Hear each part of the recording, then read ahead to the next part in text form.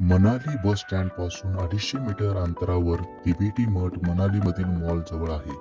तिबेटी मठ हे मनालीमधील सर्वात जुनी आणि प्रसिद्ध ठिकाणांपैकी एक आहे. कुलू आणि मनाली परिसरात मोठ्या संख्येने तिबेटी लोकसंख्या स्थायिक झाल्यामुळे तिबेटी मठाची स्थापना झाली आहे. तिबेटी मठ हे मनालीमधील लोकप्रिय प्रेक्षणीय स्थळांपैकी एक आहे. मठ स्थानिक लोकांकडून चालवला जातो जे देणग्यांद्वारे निधी गोळा करतात. तिबेटी कलात्मकतेचे हस्तकला आणि मठात विणलेल्या आणि विकल्या जाणाऱ्या कार्पेट्स हे मठाचे वैशिष्ट्य आहे. हे मठ 1969 मध्ये बांधण्यात आले. मठाचे वास्तुशिल्प तिबेटी स्थापत्य शैलीचे प्रतिनिधित्व करते.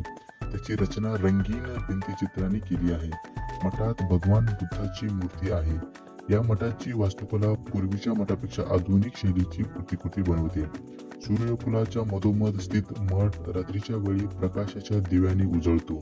भगवान बुद्धांनी सोन्याचे तोंड असलेले काश्य मूर्ती मठाच्या अध्यक्षस्थानी आहे. या इमारतीमधील चित्रे भगवान बुद्धाच्या जीवनातील घटना